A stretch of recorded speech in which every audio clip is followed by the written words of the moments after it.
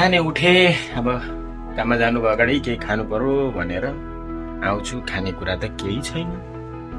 यसो एकछिन रेतामै अलिअलि त रहेछ खानु त पर्यो, बाँच्नु त पर्यो हो।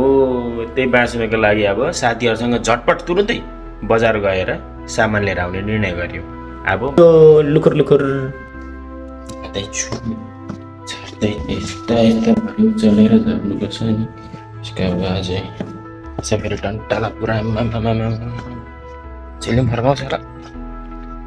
Oh my god. मर्सिडिज बेन्चमा जानेको तयारी तुरुन्तै गरेर आइहाल्छु। राम्रो राम्रो चिलिम फर्किने गर्नुपर्छ हौ भित्र त।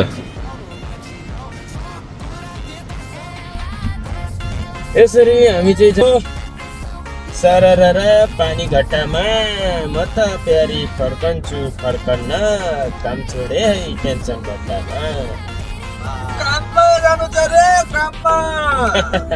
अहिले चाहिँ खानेकुरा लिन जाँदैछौ।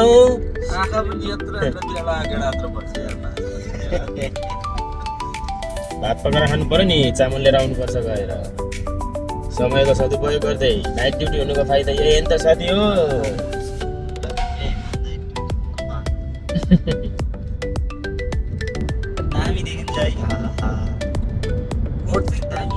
लगन मान्छे सामान किन्न यहाँ आइपुगिसक्यो। पहिला यहीँ किनौँ न, हालौँ न। थाहा छ म भन्छु यसरी निकाल्ने।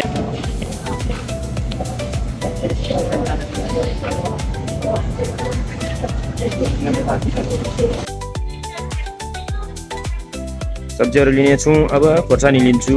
खोर्सानी लिए, लसुन लिए, प्याज लिए। के चाहिँ त्यो के हो? त्यतिकै पोको पारेर बोकिराख न। पर्दैन पर्दैन पर्दैन। भाइले भर्खर क्याप्सिकन लियो। अब यो हेर्न लिएर राख न। उता काउन्टरमै गरिहाल्छ क्या क्याप्सिकन खाने अनुहार। अब हाम्रो केटाहरूको फेभरेट बनाना केरा खाइन्छ। केरा 2 झुप्पा लाने होला रोशन, म चाहिँ 1 झुप्पाले पुग्छ।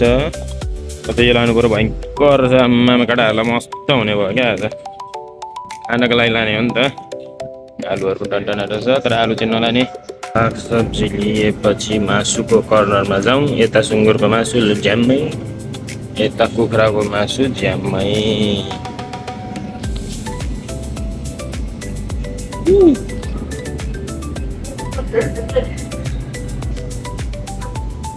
हामी आयौँ माछाको एरियामा। माछा पिसी नि त सामान किन्ने क्रम जारी छ। अब चामल 1 बोरा उडाइयो, 20 केजीको बोरा र मासु अलिकति फलफुल गर्दैछु। खानेकुराहरू अब लिएर यहाँबाट सिधै जान्छु। खर्च गर्ने, रुम जाने, खाने अनि सिधै। यो चाहिँ अल्छीहरूको लागि हो, जसले खाना पकाउन अल्छी गर्छ तिनीहरूलाई यो चक्कै 2 मिनट ततायो रेडी भात खाने काममा जाने हैन त भाइ। आज खासमा म लिन आएको चाहिँ बडी वास हो, तर यो मार्टमा बडी वास महँगो रहेछ, त्यही भएर म 250 तिर जान्छु। धनियाँ चाहिँ लिँदैछु। ल हिसाब गरेर हामी 250 तिर जान्छौँ। 250 भनेको सस्तो सामान पाउने ठाउँ। हिसाब किताब गर्ने क्रम जारी छ। सामान किनमेल गरेर प्याकिङ हुँदैछ।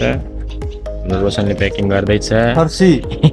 बुढियामा तर्सी सामान बोकेर आयो र डिक्कीमा हाल्यो। अब गइन्छ एकछिन 250 तिर। त्यसो सामान लिएर ल भाइ राख। फेरिको ट्याक्सी हो, राख रे सिधा गरेर मिलाएर राख। हो त्यसै ओके ल ढोका लौ। केही फरक पर्दैन। अब सामानहरू किन्यो। अब आजको मेन हिरो भनेको बडी वास लिन आएको हामी। बडी वास लिनलाई हामी 250 तिर जाँदैछौँ। र 250 अलिकति पर छ। 250 भनेको चाहिँ सबभन्दा महँगो सामान 5000 वनको भन्ने कुरा जानकारी राखौँ होइन त। अब काम गर्ने बेलामा यसो बाहिर आइएछ। अब पहिला सक्ने काममा जाने। पर्सि छुट्टी छ, मोज गर्नको लागि हो, अरू के होइन। 250 दाई कसो भनेको दाईकोमा आएको छौँ भाइहरू। यहाँभित्र सामान सस्तो सस्तो पाउँछ। 250 क्या 250 250 हो। 250 मा पाउने सामान छिर्यौँ।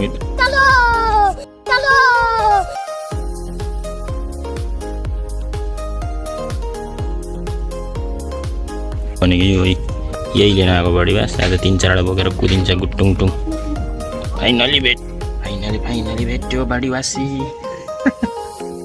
यी सस्तो सस्तो सामानहरू, यी 1000 2001 का सामानहरू प्लेटहरू सस्तो त होइन, तर अब यहाँको कमाइ अनुसार चाहिँ सस्तै रूपमा मान्नुपर्छ। नेपालको यो सिनारीमा हेर्ने भने त अझै पनि दाम महँगै हुन्छ। एउटा चम्चाको 100 रुपियाँ भनेको धेरै महँगै हो, तर पनि कोरियाको कमाइ अनुसार चाहिँ ठिकै मान्नु छ। ठिकै छ तिम्रो भनाइ। यहाँको तलब पनि त त्यही अनुसार दिएको हुन्छ, जस अनुसारले खर्च पनि त्यही अनुसारकै हुन्छ भन्ने कुरा चाहिँ हामीले याद राख्नु जरुरी हुन्छ। हाम्रो आलु सालु भिन्डी किन्ने ठाउँ हो। भिन्डी बडीहरू पाउँछ। किन्ने भनेको यो कर्नरबाट मात्र हो। अब भेन्डी चिप्ले भेन्डी बडीहरू लिएर पकाएर खान्छौँ नि हामी, होइन रहेछ।